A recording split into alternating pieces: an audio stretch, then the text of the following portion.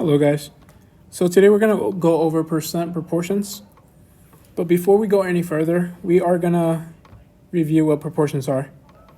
Proportions state that two ratios are equivalent to each other. And when you work with proportions, there must always be an equal sign, just like we have right here. And when we talk about having the same ratio that are equivalent to each other, we're going to do an example together, okay? So we have 1/2 equals to, let's do 4/8. When we break down this 4/8, let's say we divide it by 4. When we simplify it, we'll get 1/2, which is the exact same as the other ratio that we're given. That's what it means to be an equivalent to each other. Or another way of doing this is, let's do the same once.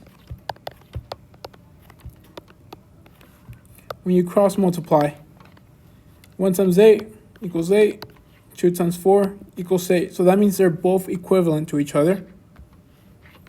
So now let's go back to the percent proportions. When we focus on this, we have a part and a whole. To identify what belongs where, we're going to use keywords. One of the keywords for part is. For of, or for the whole, we're going to use the keyword of. So these helps us identify what belongs in our proportion.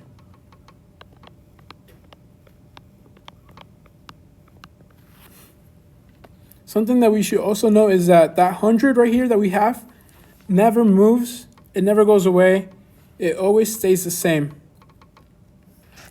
And the number that goes above the 100 is always going to be the percent that we're given.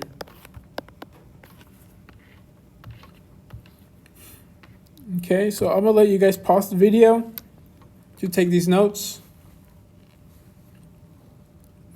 Okay, now that you guys unpaused the video, welcome back. So let's look at this. What is 30% of 50? We know we're given a percent sign, right?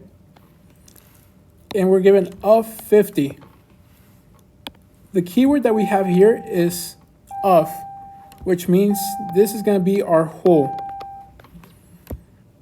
And the key figure that we have over here is that percent. So this is going to be our percent.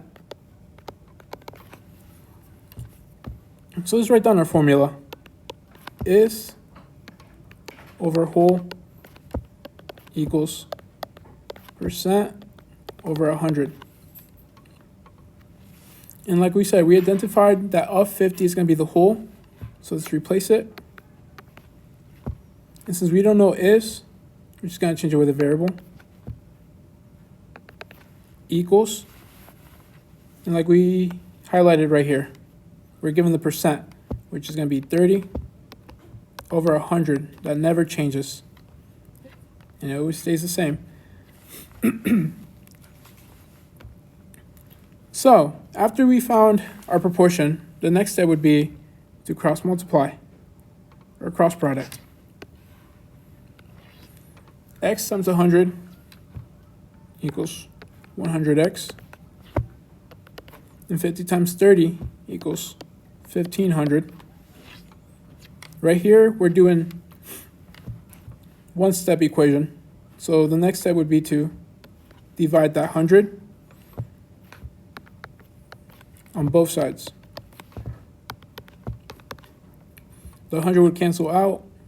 1500 divided by 100 equals 15. Okay, so let's do the next one. We're given 40% of 210 is what number? So let's write it down our equation until we remember it by heart.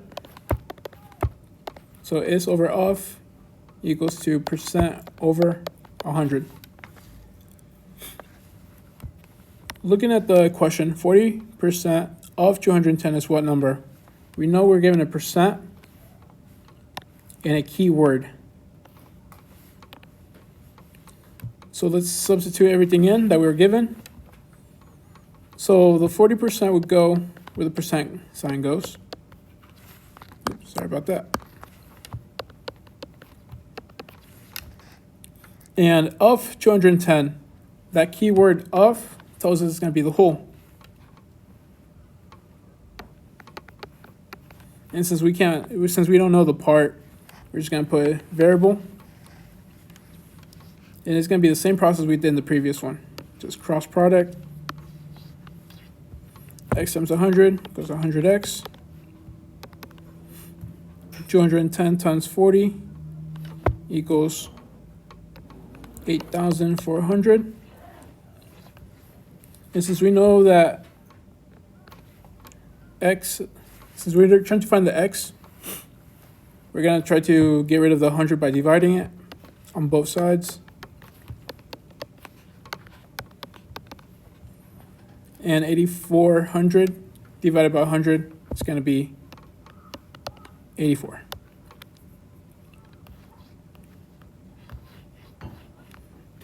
So now that we're working on percent proportions and using this method, now we're going to do method 2, using decimals.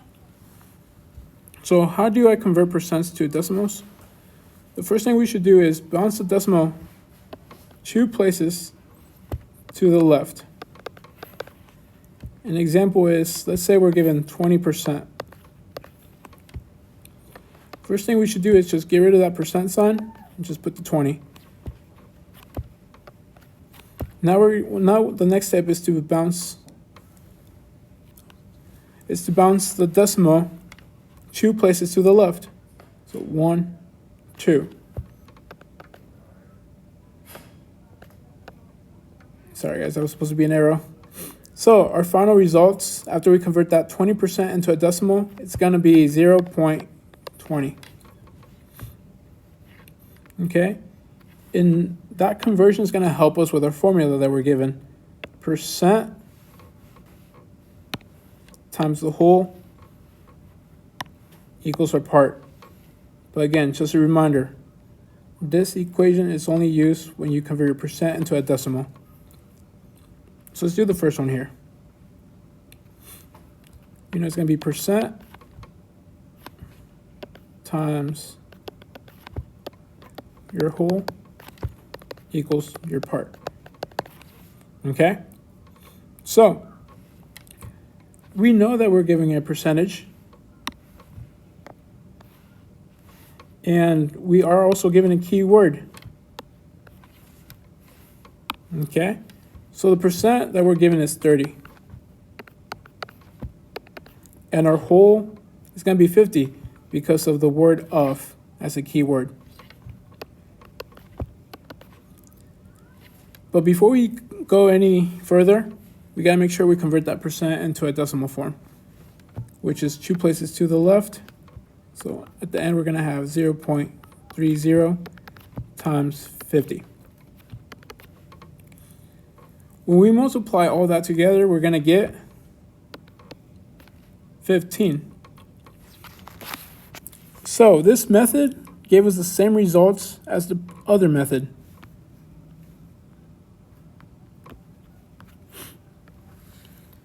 But like I said, we're mostly going to be focusing on this. Okay? So let's continue. Can percent be greater than 100? Yes. Let's say you're giving a 200% increase in your allowance.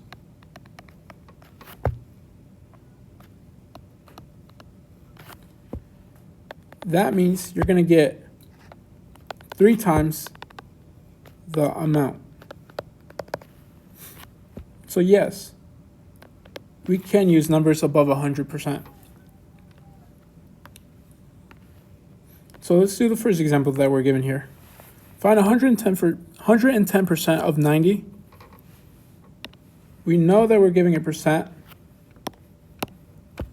and we're giving of 90, which again, keyword of means it's going to be a whole. Okay? And we're just going to write the formula until we remember it by heart.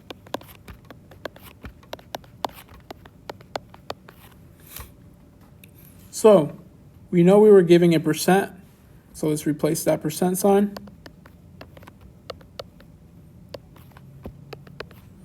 And right here, we know we were given a whole. So let's replace that one as well.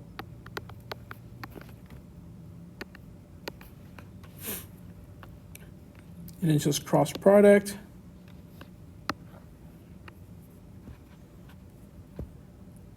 X times 100 equals 100x.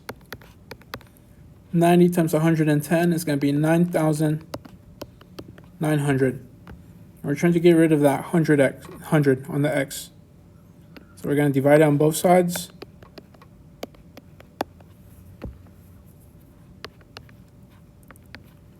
When we divide it, our x is going to be 99.